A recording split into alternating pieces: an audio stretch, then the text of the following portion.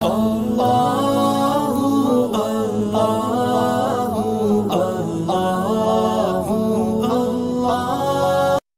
اللہ الرحمن الرحیم۔ ہر کام میں مقصود اللہ کی رضا ہو، یہ ایک بہت اہم اور ضروری چیز ہے کہ آدمی کو اپنی زندگی پرخلوص گزارنی چاہیے۔ جو اللہ کے حقوق ہیں وہ بھی پورے خلوص کے ساتھ ادا کیے جائیں، جو بندوں کے حقوق ہیں وہ بھی پرخلوص طریقے پر انجام دیے جائے، اور اس کا بڑا اہتمام رہا ہے شروع اسلام سے لے کر آج تک۔ ہر دور و ہر زمانے کے اہل اللہ اور مشائخ نے اس پر اپنی خوب توجہ مرکوز رکھی ہے کہ آدمی کے اندر اخلاص پیدا ہو جائے، اور یہ اتنی مشکل چیز ہے کہ جو تقریباً انسان کو سب سے آخر میں حاصل ہوتی ہے، اور کمالات تو پہلے حاصل ہو جاتے ہیں، لیکن اخلاص ایسا مشکل عمل ہے کہ جو بالکل آخر میں جا کے پیدا ہوتا ہے۔ اسی وجہ سے امام بخاری رحمۃ اللہ علیہ نے اپنی جو کتاب لکھی ہے بخاری شریف، اس کے شروع میں سب سے پہلے یہی حدیث نقل کی ہے جس کو حدیث اخلاص کہا جاتا ہے، حدیث انما الاعمال بالنیات۔ انہوں نے اپنی کتاب کے پڑھنے والوں کو پہلے ہی یہ نصیحت و ہدایت کرتی ہے کہ دیکھو اعمال کا دار و مدار نیتوں پر ہے، جس نیت سے جو عمل کرو گے اس کا نتیجہ، اس کا ثمرہ بھی اسی طریقے سے پاؤ گے۔ تو یہاں بھی یہ عرض کرنا مقصود ہے کہ ہمیں اپنی زندگی میں ہر کام میں اللہ کی رضا پیش نظر رکھنی چاہیے۔ آپ سے پوچھا جائے کہ یہ زندگی کیوں گزار رہے ہیں تو آپ کا ایک جواب مسلمان کی حیثیت سے یہی ہوگا کہ اللہ کی رضا کے لیے، اللہ کو خوش کرنے کے لیے۔ یقیناً ایک مسلمان کی زندگی میں سب سے اہم مقصد اللہ کی رضا ہی ہونی چاہیے، اور اسی کے لیے زندگی گزارنی چاہیے۔ دنیا کے جتنے بھی کام جن کو ہم دنیا سمجھتے ہیں، ان کو اگر ہم حسن نیت کے ساتھ انجام دیں گے تو وہ بھی دین ہو جائے گا۔ اسی وجہ سے حضرت مولانا مفتی تقی صاحب عثمانی دامت برکاتہم نے اپنے شیخ حضرت ڈاکٹر عبدالحی عارفی رحمۃ اللہ علیہ کے بارے میں لکھا ہے کہ حضرت اس کی بہت مشق کراتے تھے کہ ہم دنیا کا کوئی بھی کام کریں، اس کام کو کرنے سے پہلے اپنی نیت کو درست کر لیں۔ حتیٰ کہ حضرت مشق کراتے تھے کہ آپ اگر گھر میں داخل ہوئے اور گھر میں داخل ہوتے ہی آپ کا خوبصورت سا معصوم سا چھوٹا سا بچہ آپ کی طرف لپکا، اور آپ کی پدری محبت کا تقاضا یہ ہوا کہ آپ اس کو کود کر لپک کر گود میں اٹھا لیں، اس اٹھانے سے پہلے اپنے دل میں یہ نیت پیدا کر لے کہ میں اس لیے اٹھا رہا ہوں کہ اللہ کا حکم ہے کہ اپنی اولاد سے محبت کرنی چاہیے،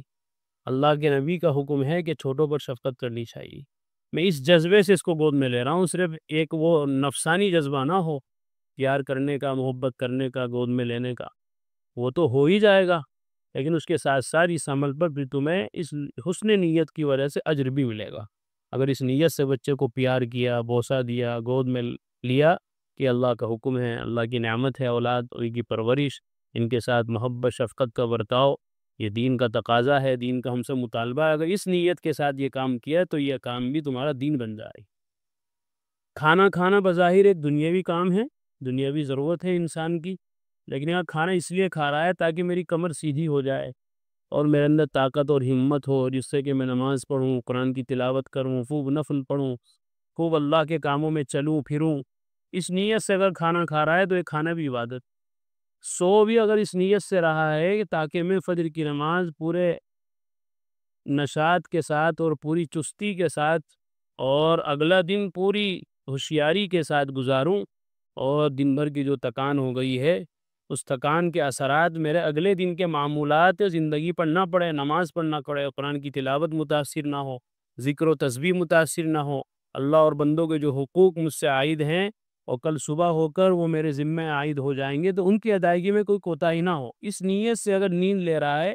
تو یہ رات کا پورا سونا بھی عبادت۔ تو حسن نیت ایک بہت اہم کام بھی ہے اور مشکل بھی، لیکن آدمی کو کوشش کرتے رہنا چاہیے۔ لیکن کیا اللہ کی رضا ہی کے لیے ہم اور آپ سب کچھ کرتے ہیں؟ اگر ایسا ہے تو ہمیں دن رات مختلف کاموں میں محنت کرنے اور اپنی زندگی کو مشقت میں ڈالنے کی کیا ضرورت ہے؟ اللہ کی رضا کا حصول تو بہت آسان ہے، بس جائے نماز بچھائیے، ہاتھ میں تسبیح لیجیے، اللہ کا کوئی بھی ذکر شروع کر دیجیے، 5 نمازوں کے اوقات پر نماز پڑھ لیجئے۔ جب ہم اپنی عملی زندگی کی طرف دیکھتے ہیں تو اندازہ ہوتا ہے کہ ہم اپنی زندگی میں بہت سے کام صرف اللہ کی رضا کے لیے نہیں کرتے، بلکہ اپنی خواہشات اور ترجیحات کا بھی دخل ہوتا ہے۔ کھانا اس لیے کھاتے ہیں کہ بھوک لگ رہی ہے، کھانا اس لیے کھاتے ہیں کہ ہمیں کھانے کا شوق ہے، کھانا اس لیے کھاتے ہیں کہ ہمیں اچھی سے اچھی چیزیں کھانے کا چسکا لگ گیا ہے، ذائقہ لگا ہوا ہے۔ نیند اس لیے لیتے ہیں کہ تاکہ مزہ آئے، نفس کو اچھا لگے اور بدن کی تھکان دور ہو۔ صرف یہ دنیاوی ضرورت اور دنیاوی مقصد پیش نظر رہتا ہے۔ ایسا اس لیے بھی ہے کہ ہم نے اپنی زندگی کے 2 شعبے کر دیے ہیں۔ ایک شعبے کا تعلق ہماری زندگی کے عمومی مسائل اور ضروریات سے ہیں، تو دوسرے شعبے کا تعلق ہماری روحانی یا اسلامی اقدار اور اطوار اور روایات سے ہے۔ یقیناً ایسا ہی ہونا چاہیے کہ ہم اپنی تمام تر زندگی کا محور اللہ کی رضا کو بنائیں، لیکن کیا عملی زندگی میں ہم ایسا کر پاتے ہیں؟ غیر اسلامی فکر کے ذہنی تسلط اور اسلامی روح کے دب جانے سے ہوا یہ ہے کہ ہم نے اپنے آپ کو مجموعی حیثیت سے 2 حصوں میں بانٹ دیا ہے۔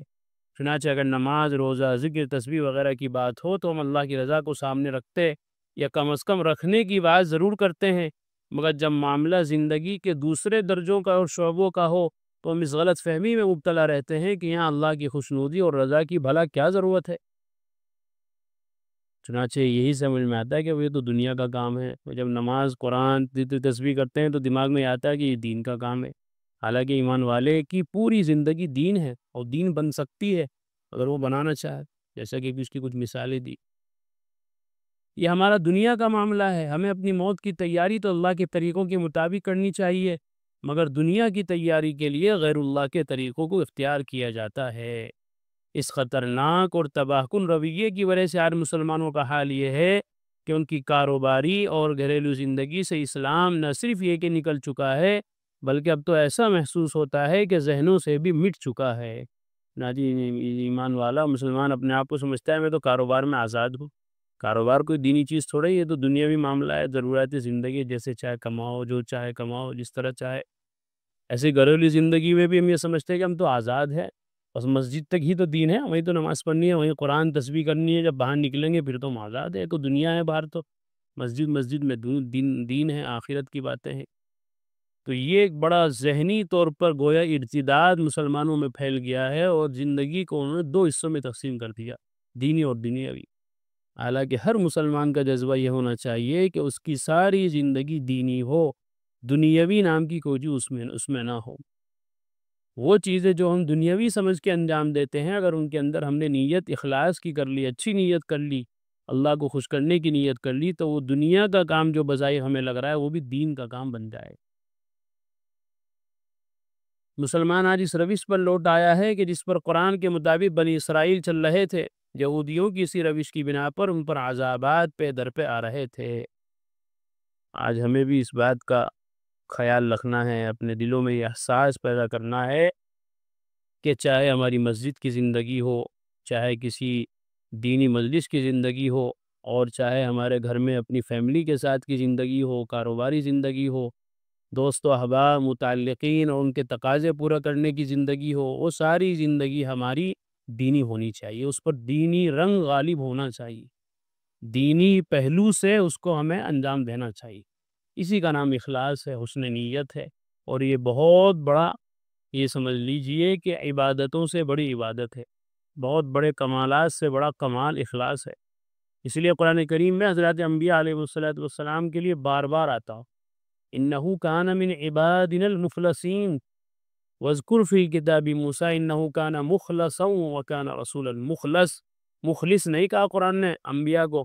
مخلص اس کو کہتے ہیں کہ جو اخلاص پیدا کرنے کی کوشش کر رہا ہے،